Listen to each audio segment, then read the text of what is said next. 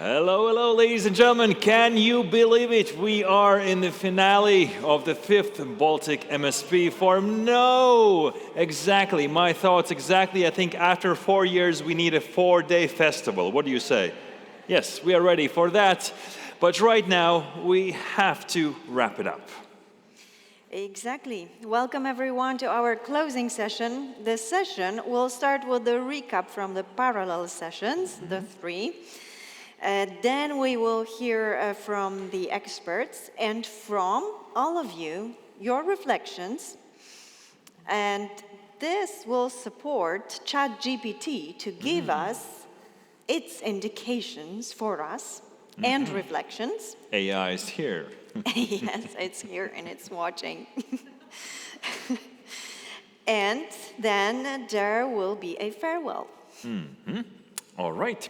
So, looking at the script, I think we have the slides. We did a very quick job trying to wrap it up so you know in which session what happened. And here is the clicker. Thank you so much to the moderators to do this really quick job with the slides. They had only 10 minutes to do that. So the 7th session of the forum and the first session today, it was Advancing Transboundary Governance, Baltic and North Sea Challenges and Prospects. Let's see, what do we have here in the picture? What would you need to do to make transboundary cooperation fail? Good questions. Oh, the first one, I will not read it, okay? Because, well, I work for the government, I'd rather not read it. Then we have, don't contact your counterparts in other countries, intergovernmental organizations. In transparency, run the process too fast, ignore key stakeholders, and mismanage communication between the partners, disregard their respective responsibilities and needs. Well, yeah, that's very true, and I think it's all that we avoid in our work, except the first one, because it's not up to us. So let's see the key messages for stakeholders. Be open to transnational solutions for planners. Don't be egoistic. Don't hurry up. Don't ignore others. So these are the outcomes from the survey. For policymakers, provide political commitments, time and resources for transnational MSP. This session also had a vivid discussion, and I think that it was also said that for this transboundary governance, the institutional support is needed. So let's see what's next. Which ingredients, tasks are best to make formal or keep informal? Find the right mix. Build trust. Agree on sea-basing goals. The trust word appears, I think, in every session today. Surprise. Huge enthusiasm for transnational governance, nevertheless. Okay, so the panelists this session found it surprising. Session 8, safety and security of supply at the Baltic Sea. We can see the picture from the session here, and let's go to the key messages. For stakeholders, sectors have a key role in supporting security of supply and resilience at the Baltic Sea. For planners, MSP must make sure that all sectors are taken into account at the right time in the planning process. For example, defense and offshore wind farm must be discussed early enough to avoid problems. For policymakers, Baltic Sea is a lake, and also global level should be considered when thinking of comprehensive security. Yes. What's next? Good existing collaboration should be continued in the Baltic region, perhaps a shared scenario, work for the whole Baltic Sea. Well, let's bring this message to military and let's see what they will say about it. Surprise, future scenarios can help predict possible futures and support preparedness. And the last session of today, Session 9, Effective Use of Space for a Sustainable Blue Economy, Baltic Approaches to Multi-Use in Marine and Coastal Areas. We don't have a picture, but they were moving a lot. So probably that's why it was hard to take the picture of something central there. Key messages for stakeholders. It is necessary to recognize the difference in operation of the different sea uses and ensure transparent communication in clear and non-technical language. For planners, use multi-use site assessments in MSP process to highlight the potential for multi-use. And for policymakers, urgent action to create economic incentives and adequate policy framework for multi-use implementation. What's next? We need a policy, obviously. And the timeline is a surprise, I guess. It is believed that multi-use will be significantly advanced at the sea basin level in 3-10 years. Same applies to the North Sea. I like this scope, like 3 to 10 years. This is something unusual, so maybe that's the surprise. I guess they had the survey during the session where the question was when we expect the multi-use to be feasible, fully functional, and the majority said that it would be within 8 to 12 years. Okay, thank you so much. This was the recap. Thank you, Natalia. Great job. And what's next?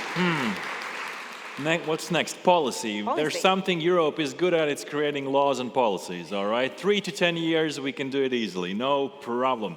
But right now, a small interaction with you. We created a lot of coffee breaks, a lot of opportunities to meet new people. So, for this last poll on Slido, if you could join me in this little adventure, we want to know how many new people you met. The code is right here. Aim it. We're going to get out of the way. And we want to see how many new people did you meet in these days. 0 is also an answer. It's okay. It's okay. I'm actually an introvert. I get you. But a lot. So you can actually send in words as well. Be polite. No profanity. A lot is 10. That's 207 new people. Someone at the registration desk, most probably, right? So many dozens, a lot, at least 20, plus 20, only the adults, okay?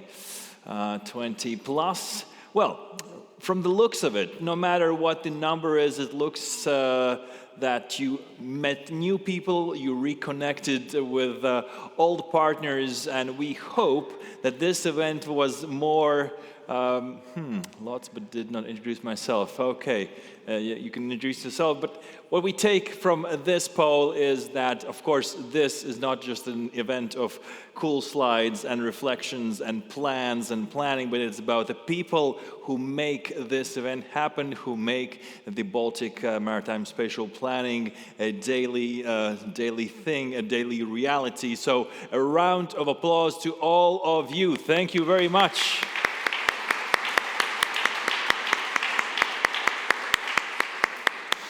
All right, and right now we need the recap. Yes, we are ready for the discussion, which will be including the reflections from our observers, because you might not be aware of it, but we had 4 observers during the forum, and they will be sharing their reflections today, reflections on whatever happened during these 2 days. So I would like to invite Mr. Philipp Arndt, Maritime Special Planner in BSH, Germany. Welcome, Philipp. Join us on the stage. Welcome back.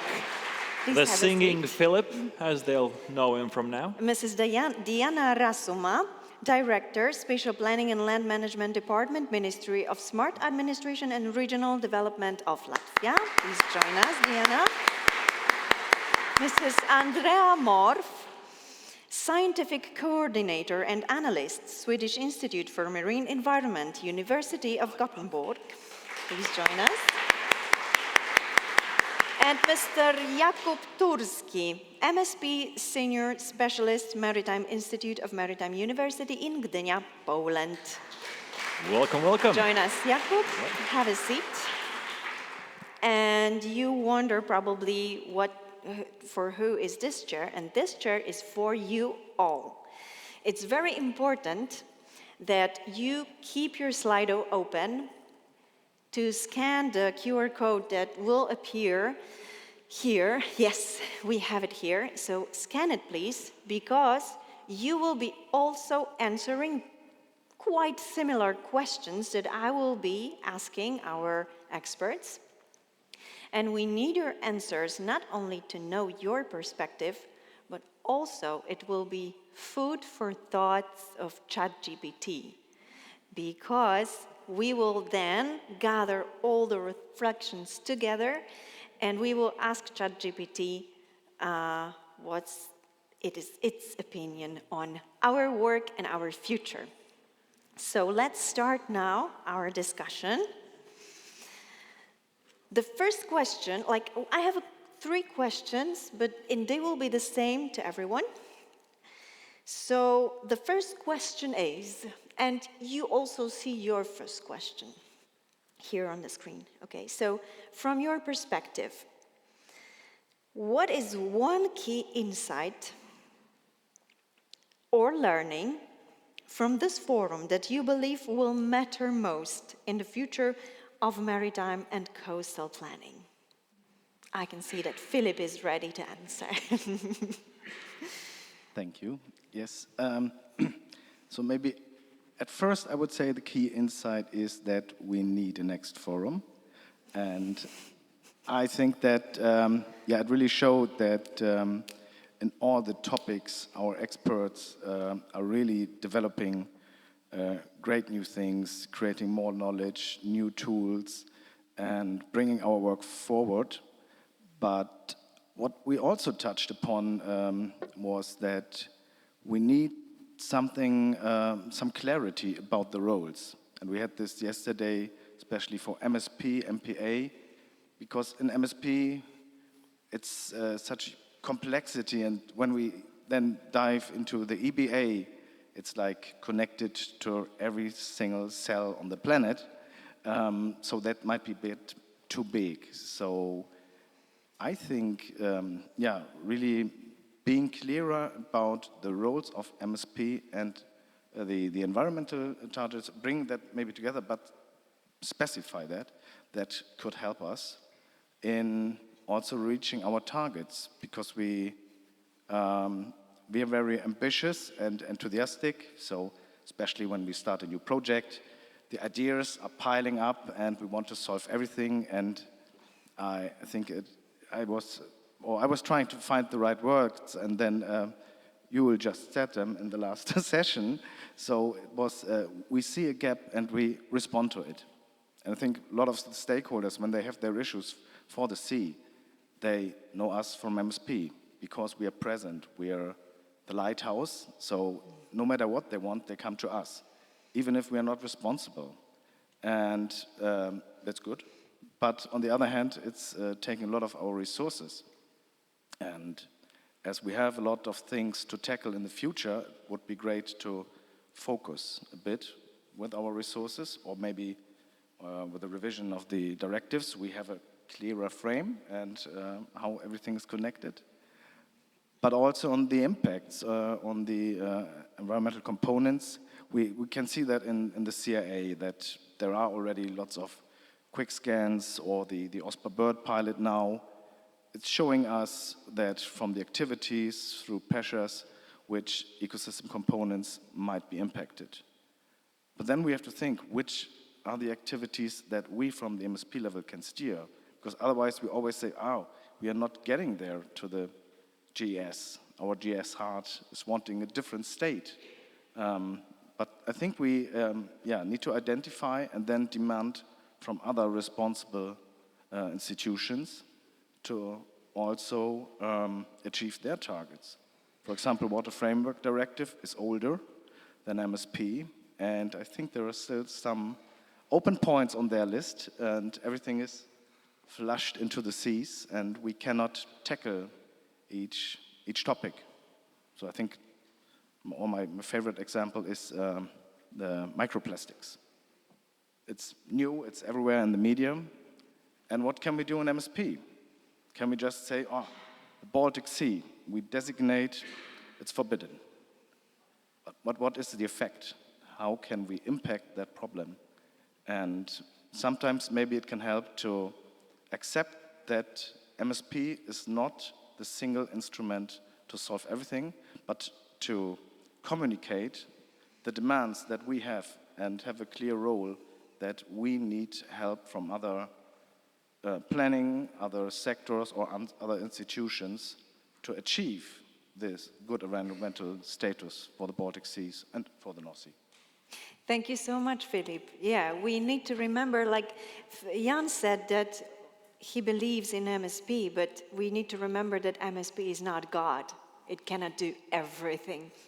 Before the second answer, I must remind you that we don't want to teach AI something silly because it can use it against us later. It may be funny today, but tomorrow not necessarily. So be aware of that once we put it on the internet, it stays there forever and the AI will be using it. Thank you. Okay. Now Jakub, I see, is ready to answer the first question, the key. Nice to meet you all, and I should present more young perspective. And after all, I see so much light here, so I can put my glasses. Now I'm cool. So as a young planner, no, but I think that from my perspective, what was a key insight that I got was that it's a bit different approach to the MSP itself. Is that before, MSP was treated mostly as a tool, let's say. So there was like a planner, some stakeholder, so we have two people, two groups, nothing more. So there's not really a connection itself. And what really occurred, especially during this forum, was that MSP is more as a platform. So the planners are like moderators of the process.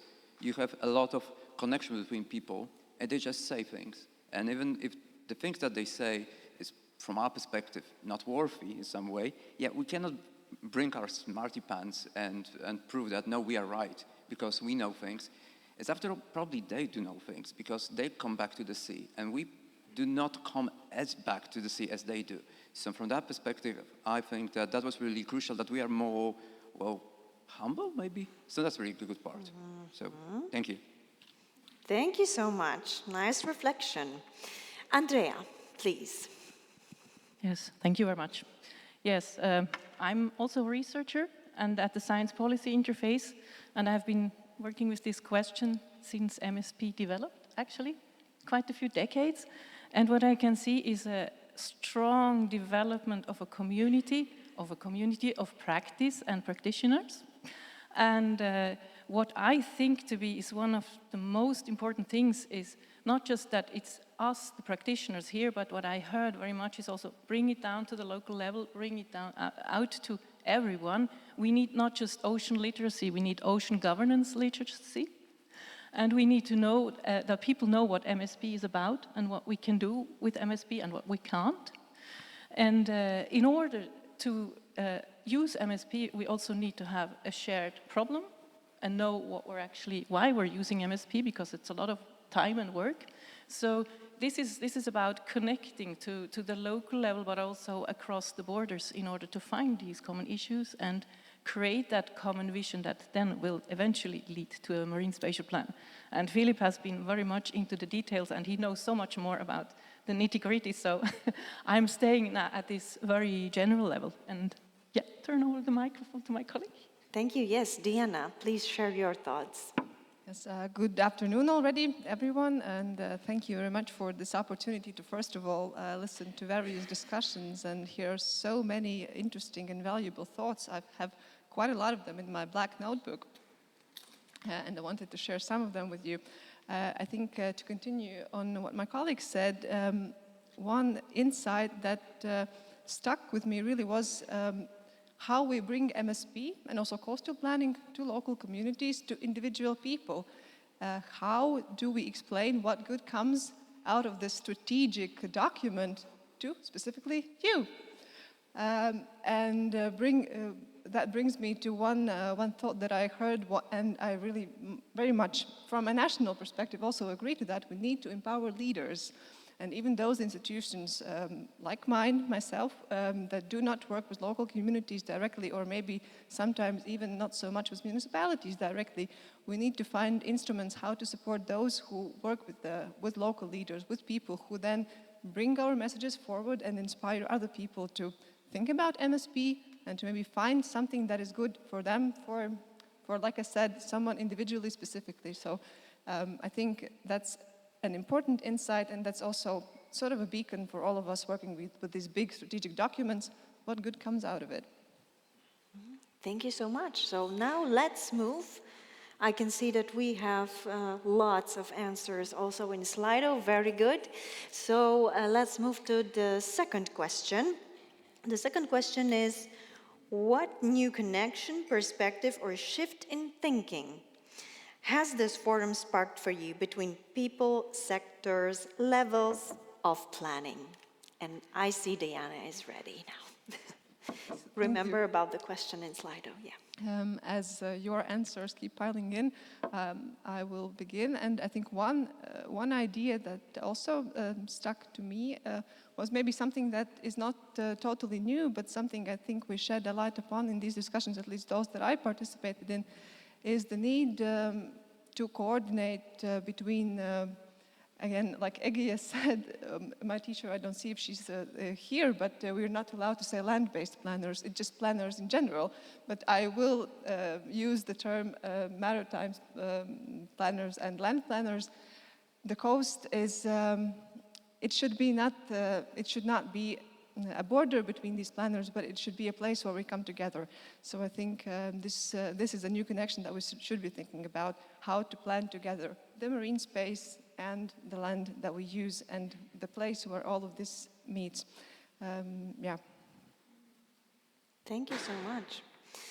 I see the answer. We need to talk more to the scientists. So now let's go to the scientist. Andrea, please. Oh my God, actually this is a very unscientific answer that I'm going to give.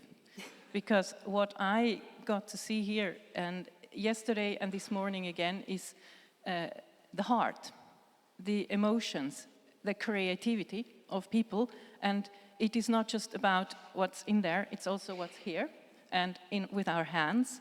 So for me, when I started my PhD, I didn't dare to talk about the emotional part and how you create engagement, but the more that I'm now, so to say, coming back to my master thesis topic, which was about how do we relate to the environment and how can we, so to say, create a better relationship to our environment, I'm actually back in the same thing. Even if we need to consider economy and all these important political drivers, but everything starts with an individual and with the engagement of the individual. So I see a shift in perspective in the terms that people actually, they're talking about feelings and they're being creative and funny. And I really like that. Thank you so much. You need to remember that even though you're a maritime spatial planner, you're still human. Jakub, let's hear your reflections. Okay, so now me. Well, from my perspective, especially when I took part yesterday on the resilience of livable coastal communities, what was very pointed out was that local communities itself are very interesting, not only because of sharing the data that they have, but also like who they really are, that we do understand them as a community in some way, but we do not really understand what are the main factors that work on them, what are the stressors. And that was really, for me, insightful to know more about them. And by that, I noticed this shift in this perception, especially that we try to not only gather the data, but try to understand the methodology that we are using. That after all, like, it's not about getting numbers. Someone mentioned that today, that it's not to get numbers, it's more about to get feelings, to get some good solutions. So after all, to gather people, show them results, and make them happy with that, and not angry.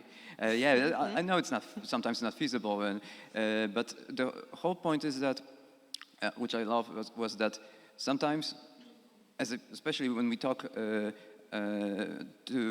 young people, to young planners who are approaching to MSP, is that it's not so easy to access MSP for people who are not really familiar with MSP. So I think that what's great is that we try to cut line with each other, try to talk more and present the results and present the methodology more, not only the numbers. So that was really, from my perspective, very insightful today. Thank you. Thank you so much for your perspective. And Philip, yeah? Yes, thank you. I thought a lot about this perspective, and I think from yesterday also one buzzword was stuck to me was change. And I think it's also one of the buzzwords of the conference. But I think in general we have this a bit of the fear of change sometimes, and it's so fast at the moment, the big global changes which affect us, also not only as planners professionally, but maybe also in our daily life. But I think for MSP, we need to change that perspective, maybe get in front of it, because we also bring change. So we are steering the development, and that might be something more psychological, but it could help us to say, okay, we are changing, and we have this vision where we want to, and this is a better version of the Baltic Sea than today, and this is where we're heading. So I don't know, maybe it's just me, but then I have to work on that. And yeah, we also had this EMSP work lately where the report title was MSP in the Sea of Change, so maybe I have to work on, but can be that we all together have to find another way to tackle this and to see it more as the options to bring change than to be just driven by change. Mm-hmm. Oh, thank you so much. Yes. That was also a nice reflection. So with having all these answers, we can move to the question 3. When we speak about building resilience into spatial planning on land, on the coast, or at sea, what still feels unresolved? Where are the biggest gaps, uncertainties, or challenges we need to tackle? Philip, I see that you can start with this. Well, it's a big question mark, but still, yeah.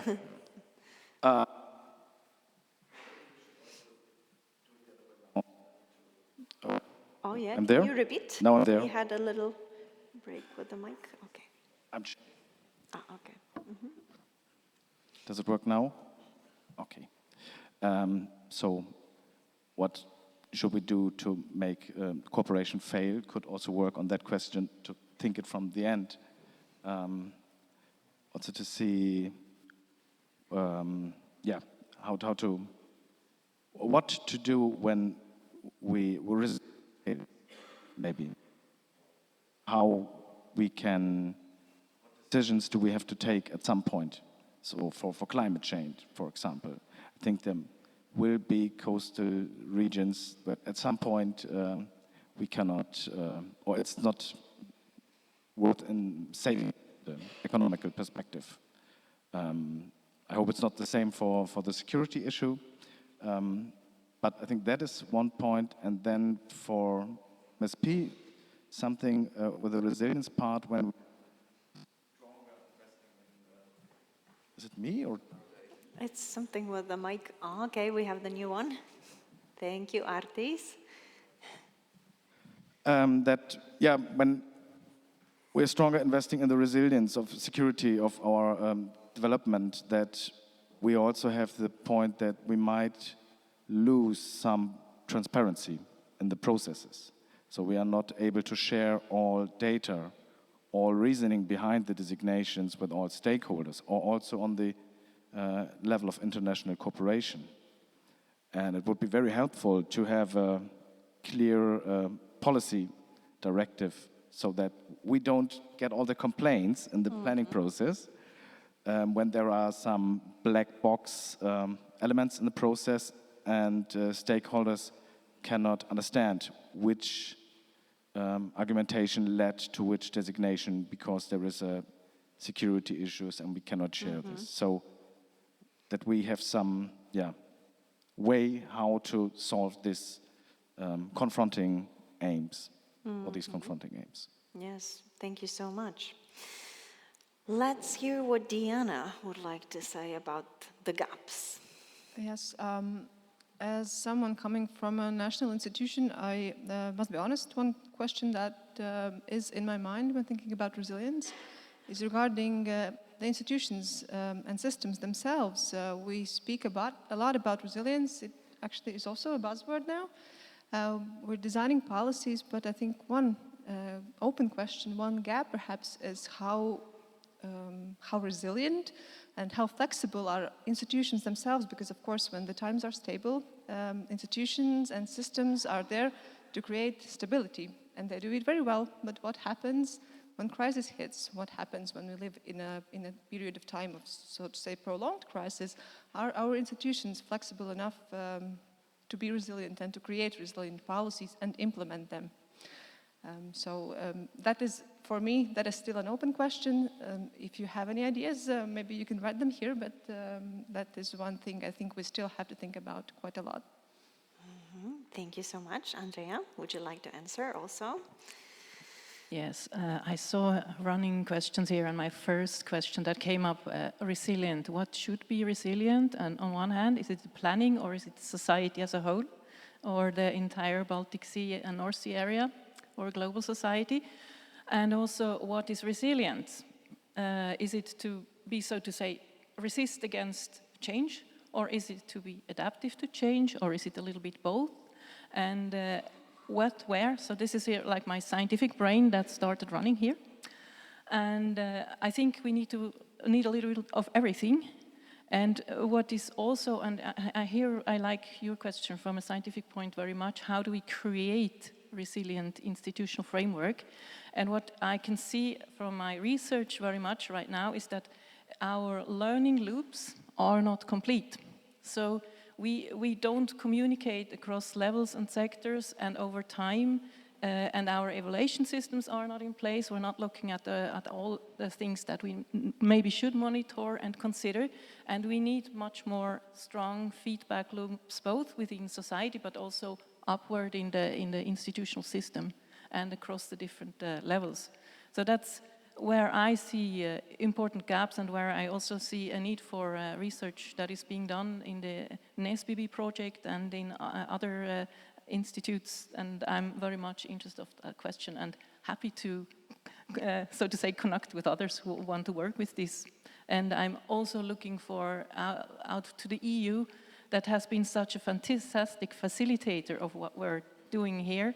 And is there anything that you maybe could help to us to become resilient as a community of practice of planners, practitioners, scientists, and marine users and governance experts?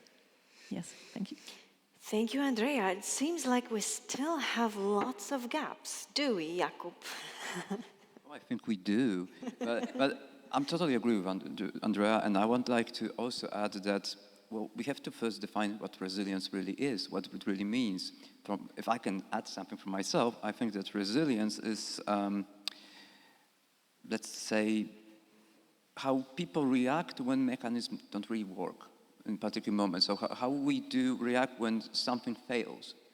And in that way, I'm really mostly interested, okay, so let's say from that different perspective, like how we define which country is poor and which country is rich. Do we define by money? Do we define by resources? Not really, because some countries have a lot of money, resources, they are still poor. So what makes country rich? Well, trust. That we trust, even though legal system doesn't work, some things fails, but we trust each other. We don't want to harm each other because we know that there's a bigger goal for ourselves. So I think that's the crucial part, is that what we truly need in MSP is trust. And if we want to be resilient, and we want to react in a strong way to things that bad things happen around ourselves, we should trust to each other. We know who is trustworthy, and we know that that person is trustworthy, will give us the right result, and is our friend. So if they're our friend, they won't harm us. So sometimes maybe it's better to not be so precise, so legal basing, and looking at every step, go step by step. Sometimes it's just worth to trust each other. So thank you.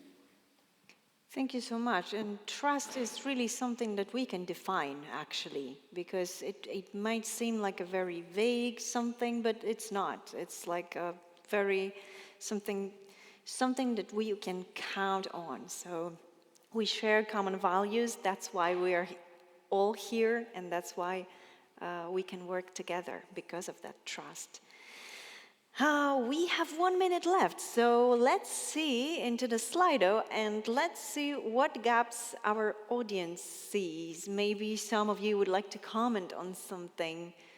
You need time to build trust, that's true, but you can also anticipate a bit the trust because of something that you know about the person, about the actions.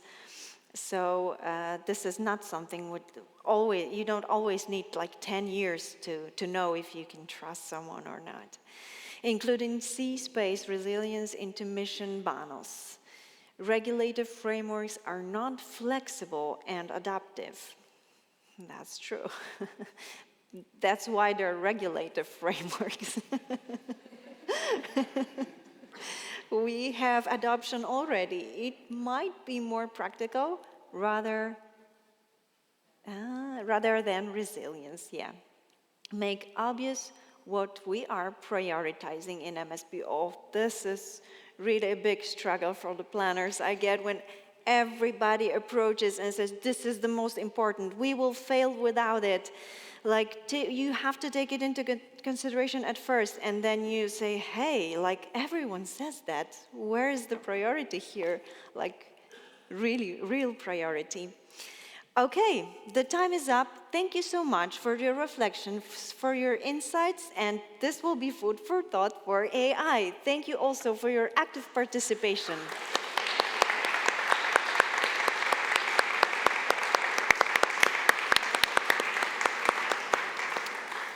Thank you, Natalia. Thank you, dear panelists.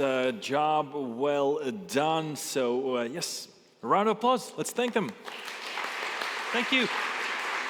Thank you. Thank you very much. Thank you very much. Thank you. Thank you. So, as the saying goes, or as the song goes, all good things must come to an end, right? But not yet. Not yet, maybe not yet. So we need to round it up. Yes, we need a bit more time to wrap it up and to ask chat what it thinks about it. And while the preparation is going on, I would like to welcome to the scene the person whom you all know very well, Mrs. Annette Berzinia, Baltic Sea2Land project partner, lead partner. Annette.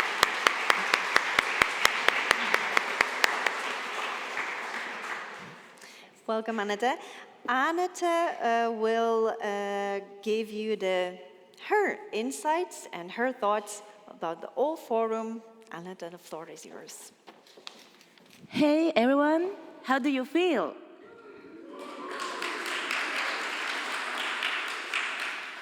Well, I can say that I'm feeling very tired and actually very happy that I'm here. And I hope my mission to entertain you while the ChatGPT works will go very well and smooth. But so why I'm here? I am project manager in our super cool Baltic Sea2Land project, and it's a great honor for me and a great and super huge responsibility. And this was my first time as an experience to be a project manager. So I hope you all enjoyed what we delivered for you. And we'll keep doing that after the project ends, because you know that you have to use the navigator. And what I wanted to reflect also when I meet you all here, and also together with my Baltic Sea2Land project team, is that we love our work. And I think if we wouldn't have this emotion, the feeling that this is the thing that we are maybe the best of, or just we really like to do it, then MSP and coastal planning probably wouldn't be that, I think, trying to do something, because you need to have the passion and love to try to keep on developing and evolving. And yes, VASAB Secretariat asked me to say, tell them what's next, except lunch, But what I found most important is that, yes, we do speak about stakeholder engagement all the time.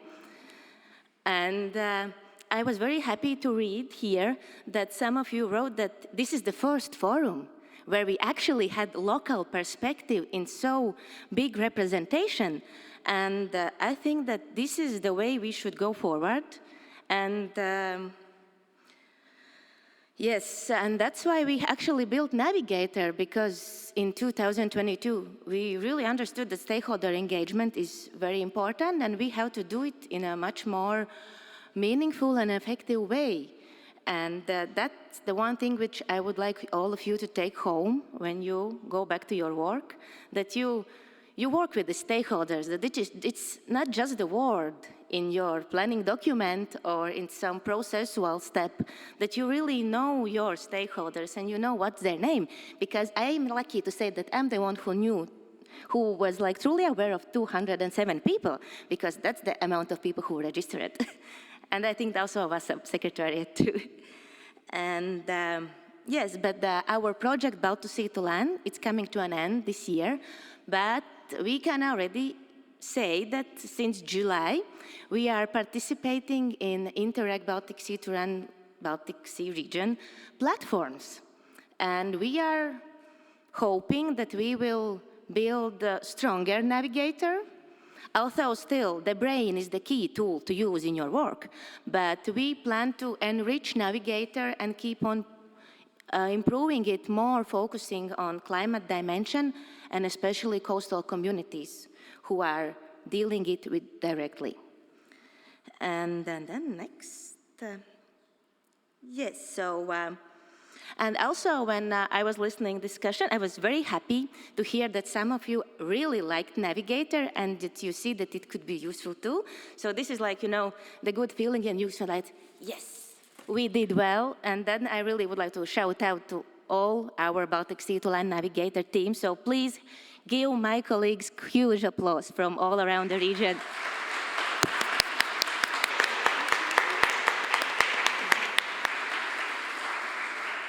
And also, since the forum is coming to an end, I also have another question to you. Would you like to have the next forum? Yes. Are you sure? Like in 3 years or 4? No, two is too soon. You are just under emotions. 2 is too soon.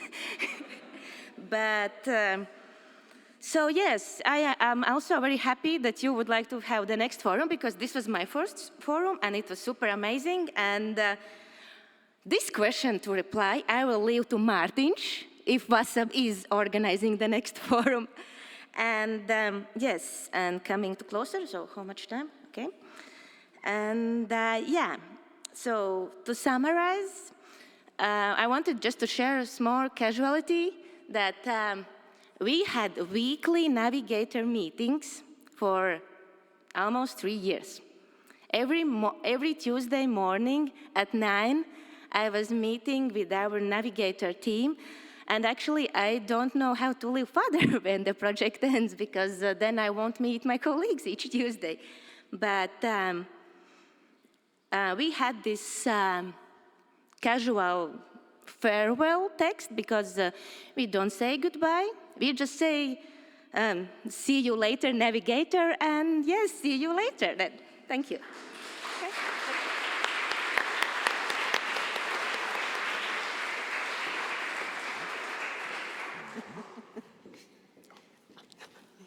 Thank you so much, Aneta. See you later, navigator. We like it very much. But it was not a farewell yet. Let's see now what the chat have prepared for us. So, the first question was, would you be ready to do MSP for a whole Baltic Sea region? That's quite a question. Yeah, it starts with the usual answers. Yeah, like, okay, that's nice question. And a very Baltic scale one. Technically, yes, it could support Baltic Sea region wild MSP process, but of course, it wouldn't replace planners. Okay, we love chat for such answer. Yeah, but I wonder what kind of support it would provide for us. But yeah. So, okay, the role, thinking partner, analyst, integrator. Okay, we will think about it, chat. What we learned, what shifted, what's still open. So this is on the basis of the answers of you all, of the experts and the audience, and the ChatGPT, what it gave us, what we learned. Integrated land-sea planning and cooperation across Baltic institutions is essential. MSP must balance ecological, economic, and security interests. Strong communities and people with time and expertise make plans work. Nature is the core and foundation of resilience and well-being. Well, I think it's quite okay. I can see from your faces that you're still thinking of it, so let's move to what shifted. Mindset moving from planning documents to active cooperation and delivery. Land-sea community connections seen as one living system, not separate domains. Science policy interface gaining importance. Need for translators between data and decision. Greater openness to flexibility, creativity, and new partnerships across the Baltic and North Seas. Security, safety, and defense now recognized as integral parts of MSP. But I guess not only now, but always. Military wouldn't allow us not to think of them in the MSP process. Local voices and communities becoming equal partners in planning process, from top-down control toward bottom-up ownership and co-creation. Shared belief that MSP can deliver the power of the plan. This is definitely from the audience because I've seen it in the Slido. What's still open according to chat, defining what resilience truly means in MSP process plan or outcome. Yes, it appeared a few times, it appeared also in the Slido, it appeared during our discussions. So still we need some definitions maybe. Embedding ecological limits and biodiversity protection in all spatial decisions, keeping MSP relevant amid shifting geopolitics and budget pressures, turning foresight and scenarios into concrete national and local actions, achieving real policy coherence, making planning flexible yet accountable, dynamic without chaos. What a beautiful sentence, and what does it mean in practice? That's a big question. Ensuring data sharing, institutional capacity, and next generation skills to sustain the work. So what's still open, it's like a ready input for our next Baltic Forum, I guess. And the last slide that we have for you today, from reflections to directions, a human-AI collective roadmap for navigating planning through changes and building a resilient future. Directions. Integrate land, sea, and coastal systems. Empower communities and local leaders. Embed ecosystem-based approach and blue-green infrastructure in every plan. Connect science and policy through dedicated translation platforms and open data. Mainstream climate adaptation and security into MSP governance and funding. co-create pan-Baltic solutions that link MSP with coastal development and EU initiatives, and innovate with tools like the Sea2Land navigator to turn insight into action. Yeah, bravo to the project team. Tensions to watch: energy expansions versus biodiversity and fisheries. National priorities versus Baltic solidarity. That's interesting. I wouldn't say it's something versus that. National priorities are quite a solidarity, at least in some sectors. Data openness versus security concerns, short-term partnering versus long-term commitment, and immediate next steps. Hold the hand of EBA for peace. Apply ecosystem thinking to foster cooperation and stability. Launch a Baltic Sea Navigator user network for cross-border learning and maintenance. That's a powerful one. Establish a regional resilience and ecosystem indicators task force under VASAB, HELCOM, okay. Another task force. And initiate multi-use and restoration pilots linking climate adaptation and community benefit. And the last one, build capacity for young planners and ensure knowledge transfer between generations. A lot of things and issues to tackle, a lot of things to think of. So let's now just finish with this, leave these things open, leave it for the next forum. Thank you so much. Thank you, Natalia.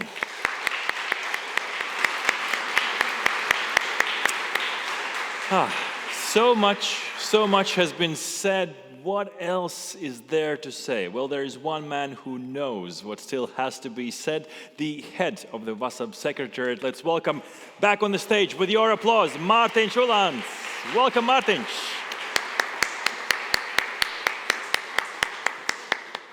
Thank you. Thank you. Dear colleagues and friends, unfortunately, I have this sad obligation of closing the 5th Baltic MSP Forum. Yes, I made it. But before that, I will have a couple of questions to the audience. For those of you, 10%, who has been here for every single forum, who remembers this? Oh, quite a few of them. So, I call it a curious case of the brown suitcase. So you can see that this suitcase is a symbol of knowledge which have been brought through all the forums. You can see all the projects which are on this suitcase. Thanks to them, the forum has been alive and possible to organize. We have kept this tradition alive, and you can see that this Baltic Sea2Land logo project, and also updated map of Baltic Sea region, which was drawn yesterday by Gatis Šļūka. If I would have to add something in this suitcase from this forum today, I wrote down several keywords which were running through all the discussions, all the topics, no matter of the complexity. So, first of all, integrated and multi-sectoral approach, building mutual understanding and trust, involving stakeholders, and working together. And speaking of working together, I would like to raise your hands for those who during this forum had either spoken in the presentations, been involved in the parallel sessions and panel discussions, or organized any activities. Please raise your hands. So, look around you, and you can see that almost all of you have done something within the forum. So, a round of applause for you, and thank you very much for participating.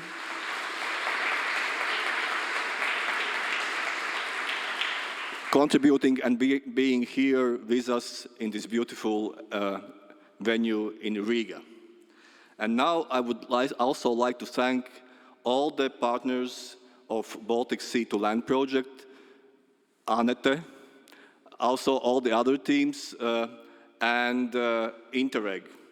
But the biggest thanks of all goes out to my team, VASAB Secretariat team, who has worked really, really hard during this whole year to make it happen. It's just 2 days, but the work behind this is huge. And I would like to thank Egija, Jana, Liene,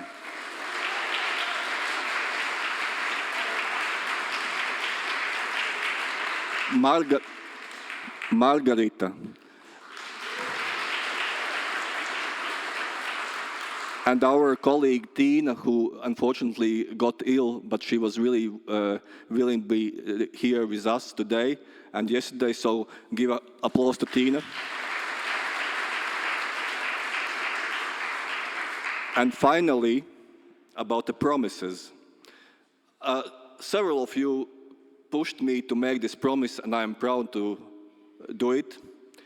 VASAB Secretariat, I don't know which sticker of the next project will be on the brown suitcase, but we promise you that the idea of the next 6th Baltic MSP Forum is already loading in our heads.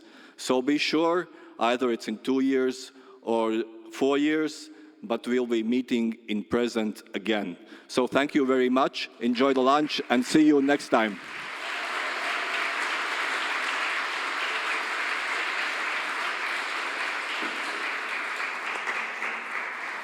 Well, ladies and gentlemen, yes, lunch is upon us. I just have to inform you that at 2 o'clock we have the back-to-back 7th MSP Planners Forum happening in room 213. If you're still here, please join them downstairs.